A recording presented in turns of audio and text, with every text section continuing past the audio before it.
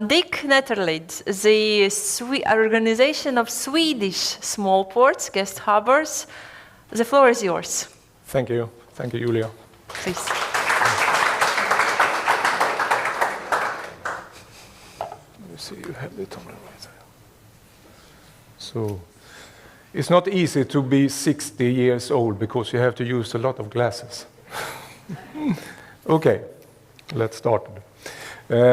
I will give you some view. We talk a lot in Sweden about then and now. And I have a question for all of you. Maybe you can answer this. Anyone know which was the first leisure marina in the world? Is there anyone who knows that? Which was the first leisure marina in the world? I can give you some clue. 70-20.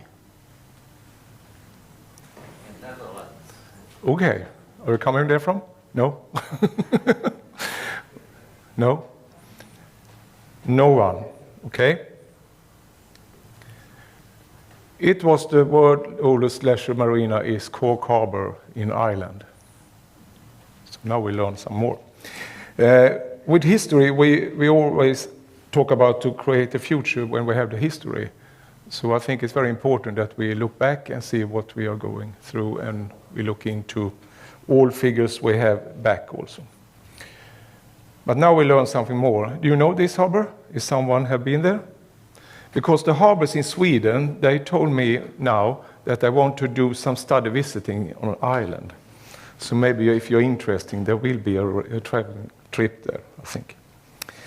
First of all, I would like to thank for the invitation to the CB Small Ports, and of course to come here to Riga. It's the second time for me, and it's very nice to be here again. It's good weather and it's good temperature and everything. And it's interesting discussions in this conference. So interesting that I forgot myself here so far. So it's very good. My name is Dick Netterlid. I'm the Secretary General of the Swedish Union of Guest Harbours in Sweden. And one of the there I have. The tourism industry in Sweden today is an important basic industry that creates over 200,000 jobs in Sweden. And of course, the maritime destination that we see some figures about are a very important part of this growth in Sweden. One of the largest archipelago in the world we have in Sweden, 66,000 islands. Over 2.4 million people is practicing boating in Sweden. So it's a large number. Over 20% of the population is boating in Sweden.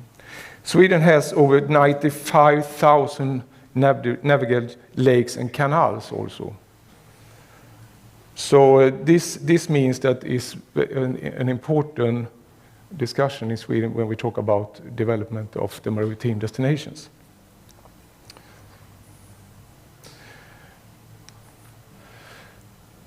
The National Association of the Guest Harbours in Sweden is a member-owned organization. We talk about 420 classified guest harbours. It's about 85% of the guest harbours in Sweden. So we don't have everyone connected to us, but mostly most of the guest harbours is connected to the association. 32% is private companies. 33% is municipality or public-driven harbours or ports. 35% is boat club and associations. So that is a challenge also to work with, but it's also a possibilities, of course, for us, because we have a lot of knowledge and competence in this when we talk. And this is a member-owned organization. So that means that the 420 boat guest harbours in Sweden is the harbours that decide what we should do and work with and everything. So we have two members here. I know we have Söderhamn here, we have from Gotland here. So I have two owners here. And Julia, you talk about this wonderful summer picture. Yeah, so I will give you contribution to someone. I want to give you this one.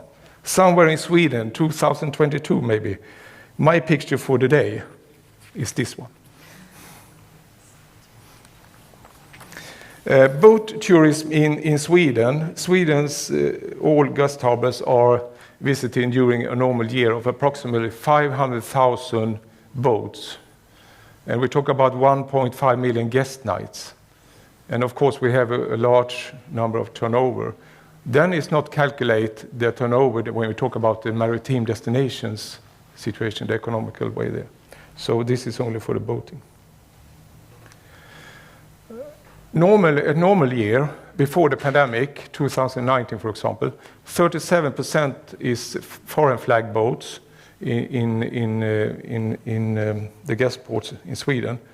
And of course this is very important for us to work with Central Europe, particularly Central Europe and the whole Baltic Sea area around, because our customers is coming from these areas.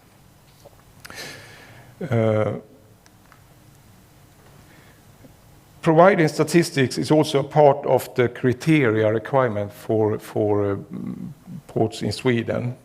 We have that as a criteria, so they are demand to give us some information. This is to give you some figures to see what's happening. We have a forecast here. It was written down here in the beginning of July. But we see here that we will probably increase the foreign flag boats this year. We are up in 50%, we think, will be foreign flag boats in Sweden in the statistics when we get all the results this year. So this will be a record in this year, I think. Mostly that is Danish people, German people, and of course Finnish people, Norwegian people. And we also have some people from Netherlands coming up this year also. But we also have people from these countries here. Latvia and Estonia is coming also to Sweden now. We see that. So that's very nice. When we talk to after the pandemic years, Sweden has begun to recover, is beginning to approach a normal situation now in Sweden and Europe. And the pandemic has at the same time changed our travel habits that we notice, which has meant a change in many areas. That also applies to a maritime sector, which throughout the pandemic has increased its entire into the entry into boating. We see this is increasing, this entry into boating. It's very nice, and we are very happy of this, of course. I'm talking for the whole Europe, I think, in this, because the pandemic has been good for us, of course, because the people get the eyes on the boating. And I think that's very important now to also that we have a challenge in this, of course, to maintain these increased market shares both internationally and nationally. So there is some challenge in this. Our most important challenge today is to increase the maintain entry into boating. I think that's the main questions in our country just now, and I think it's the main question everywhere in Europe where we work with boating. And we don't talk only about the ports, the guest harbor, we talk about the manufacturers, the boat dealers and everything here. Increase the visibility of the guest harbor nationally and internationally in the tourism strategies is very important, because we are not there yet. We have something to do here. We have a lot to do here, particularly I can speak for Sweden, of course, but I think we have a lot to do here to raise our voices in this matter. Find a way to increase growth and marketing both nationally and internationally is important. Work out a clear and measurable sustainability strategy within the economic and market and environmental organization dimension. Here is one target that we are working with now. We are working with this together with Marina is coming up a new strategy for sustainable boating in Sweden now. Make visible also and show key figures and growth potential within Swedish maritime destination development. It was interesting to see Elena talk about this figure she's shown us, 45 and 64%. That is very important to show this for the political way, for the decisions in infrastructure questions and so on. So we must have the right figures. And it's of course a challenge to deliver this. With what resources do we address this challenge of? That's also interesting, how we work with this. Increased opinion formation is a very important. Increased also organizational collaboration nationally and internationally. So here we have something to work with. And I think it's very important that we work both nationally and internationally. Increased work with the regional and national hospitality industrial strategies, of course. There's a lot of strategies coming up now. Increased membership development. Increased knowledge of our guests. We've forgotten sometimes that we have our guests as a possibilities to work very near and listen to them, what they think about this. And then we use, of course, fair and public events, conference, and also special individual harbors. The guest harbor of the future, Janis talk about a lot of the future, but is here today, and I think it's to stay here. This to be connected and digitized.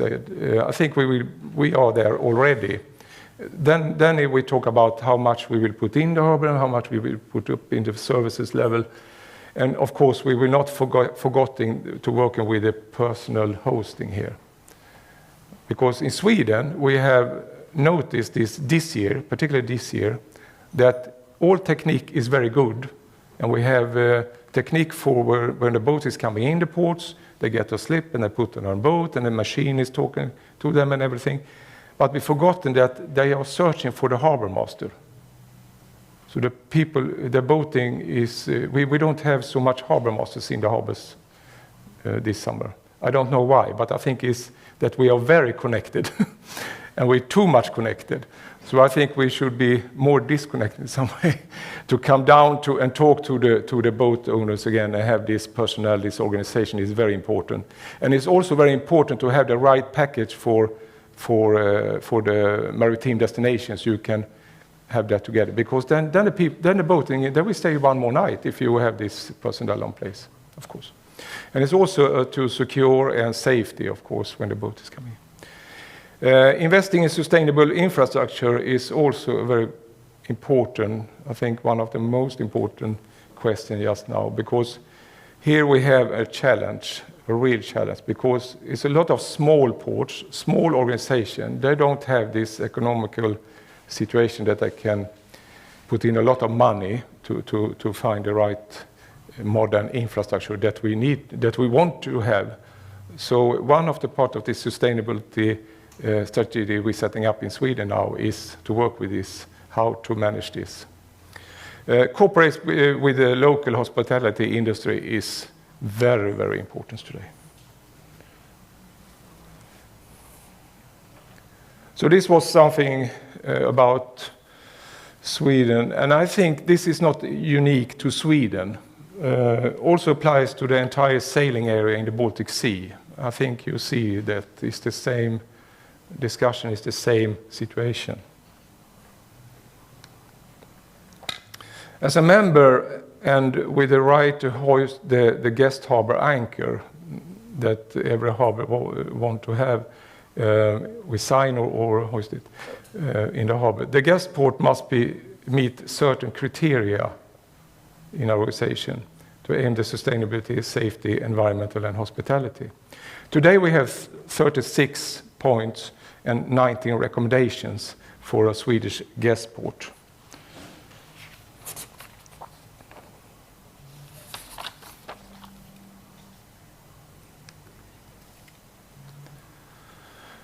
Membership and classification means for the individual port support and help in marketing nationally and internationally, strong opinion formation and a voice in society, participation in various development projects and trainings, individual support for development and hosting, exchange of experience with other ports in Sweden and abroad.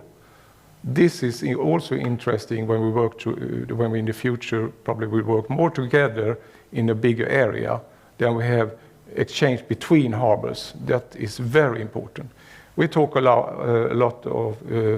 we have a lot of exchange between organizations, but it's very important that we invite particularly the direct harbors so they can discuss to each other, because then I think there will happen anything.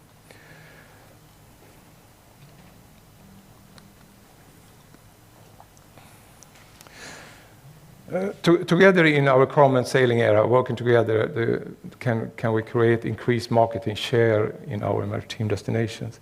We return to the issues of collaborate work in the Baltic Sea region. We are also now, I think, on the right track now, because there have been a lot of success in different projects, small project, geographical, here, and there. And now we're talking about a bigger area to see what we can do in a bigger sailing area. I think we're on the right track now. But I will talk more about this in the afternoon, and coming back to this Baltic Sea region collaboration between us as a partners in this area. So I'm coming back to that. So with this, I always stop in boating creates growth in Sweden. Thank you for listening. Yeah.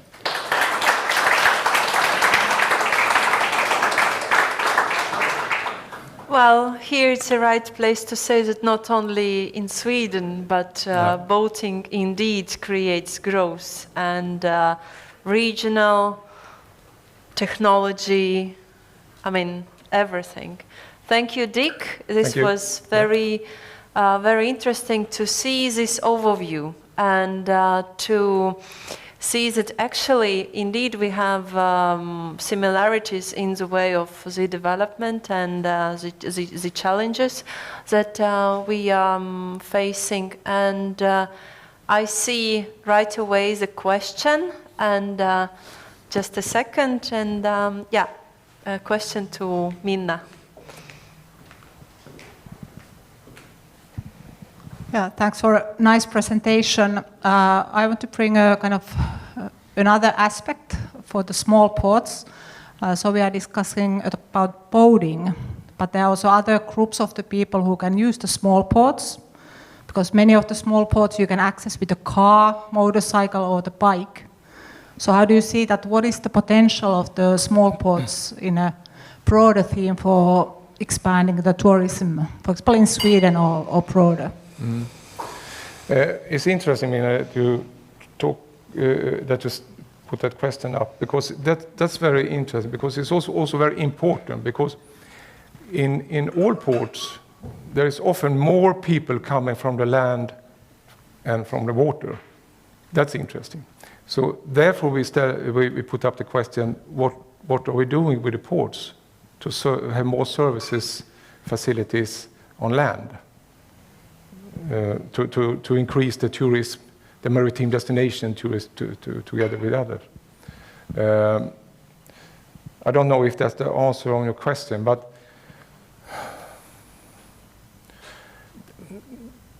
there is a lot of ports today that they are needed to have something more, that not only a guest port. They have, for example, cars, mobile cars. On that side, 50% of all our members have parking areas for mobile cars, and they use the same services. That's very important income for this harbors, of course. And more harbors, they are working with to rent out bicycles, to canoes, there's a lot of things coming up now to give more services to the people who's coming from the land. So a maritime destination is a very interesting, attractive place to come to. So we say in Sweden often, and I think it's the same here, if we have popular harbors, and if we take the boat away from the harbors, close down the harbors, I don't think that there will be so many people there no more from land. So the harbors is very important for the whole destination. But we don't see that yet. So we must work more with this to show that this is very important for the destination, to have a harbor. Because people want to go down and see boats, they want to go down with the water line, they want to be with in the water area. So, yeah. So if we have the right package here, then we can increase more market, of course. And using the technique, the social medias and everything. So that is very interesting for the ports to learn more about this digitalizations in social medias and everything. So yeah, I don't know, Mina, if that's the, yeah. You answered that. I must say I'm quite impressed with Sweden, that there are really these parking places and services also for the motorhomes. So really combining the marine environment for several sectors of the tourism.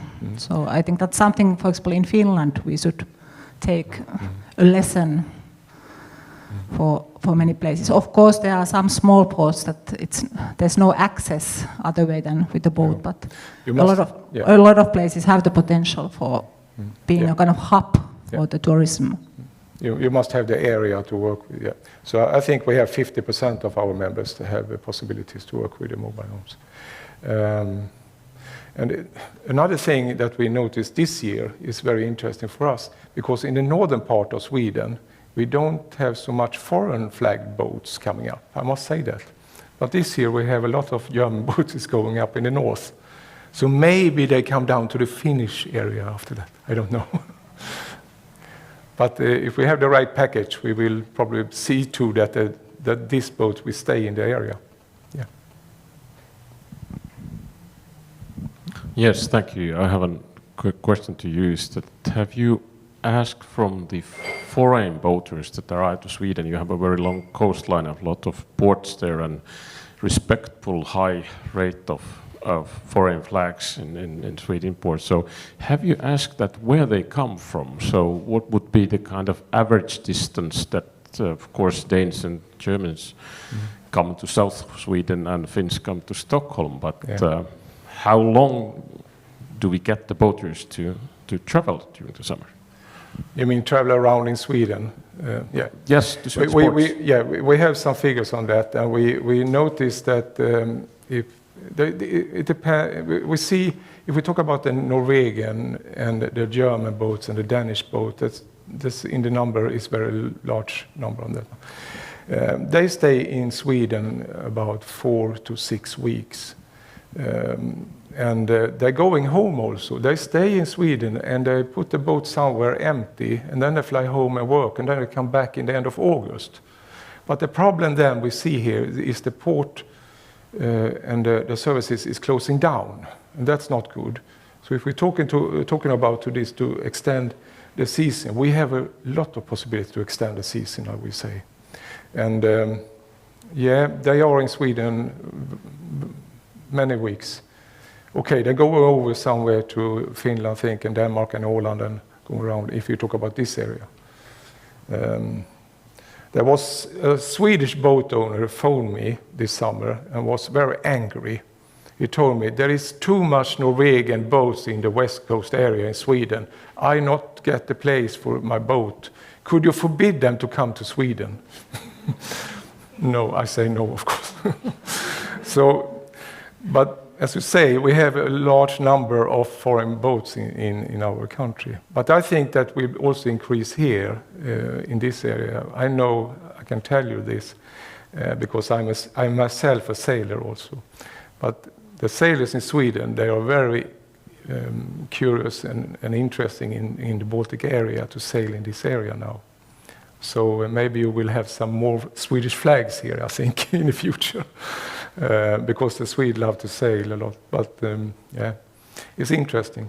Yeah, but we don't have all the figures on this, but it's interesting to have them. But we see the possibilities to get into the market of Central Europe. We talked last night about Switzerland, for example. It's a country that we don't talk about so much, but it's a lot. There's a high boat interest in that country, for example, and there's a lot of boat clubs and everything. So we have a lot to do here. I will not say that I will compete with the Mediterranean, but that's my goal, of course, because I want the sailors coming up in our areas here in the Baltic Sea region, of course. So the Mediterranean is one of our competitive, of course.